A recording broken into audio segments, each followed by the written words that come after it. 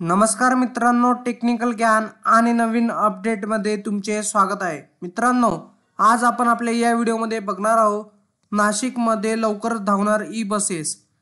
केव्हापासून धावणार हे इलेक्ट्रॉनिक बसेस? चला तर बघूया आपल्या आजच्या या व्हिडिओच्या माध्यमातून. मित्रांनो, शहरात प्रदूषणाला आळा घालावा म्हणून केंद्र शासनाच्या एन कॅप निधी अंतर्गत 14 कोटी रुपये खर्च करून महापालिका आता सब स्टेशन उभारण्यात असून लवकर ई बसेस धावू लागणार आहेत.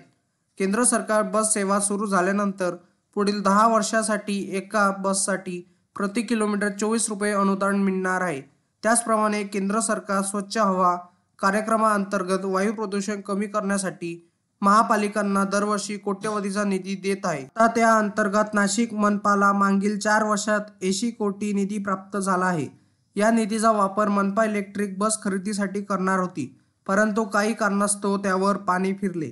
आता केंद्राच्या PME बस योजनेअंतर्गत नाशिक मनपाला 50 इलेक्ट्रिक बसेस मिळणार आहे. त्यासाठी मनपा एन कॅप निधीतून आडगाव ट्रक टर्मिनल येथे बसेससाठी इलेक्ट्रिक बस डेपो उभारणार आहे. केंद्राच्या पथकाने या डेपोची पाहणी केली आहे. इलेक्ट्रिक बसेस चार्जिंगसाठी महावितरणचे सब स्टेशन उभारावे लागणार आहे. त्यासाठी मनपाने महावितरणकडे कोटेशन मागितले आहे. त्यानुसार बस डेपो परिसरात 20 उपकेंद्र उभारण्यासाठी 14 कोटी खर्च येईल असा दावा झाला आहे. मित्रांनो, आता महावितरणला कार्यरंभ आदेश दिले आहे. मनपाने लवकर त्यासाठी महावितरणला कार्यरंभ आदेश देणार आहे. या ठिकाणी चार्जिंग स्टेशन पॉइंट उभारणे, तिथपर्यंत केबल टाकणे यांचा देखील समावेश आहे.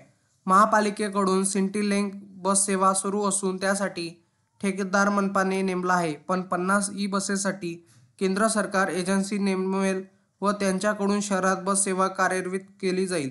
सब स्टेशन उभारण्याबरोबरच दर महिन्याला चार्जिंगचे बिल हे एजन्सीकडून दिले जाणार आहे. मित्रांनो, आता नाशिकमध्ये वायू प्रदूषणाचे परिणाम कमी होणार आहे. तसेच आता ई बसेस या नाशिकमध्ये चालणार आहे. त्यामुळे तुम्हाला जेवढे साध्या बससाठी भाडे लागायचे तेवढेच आता ई बसेससाठी भाडे झालेले आहे.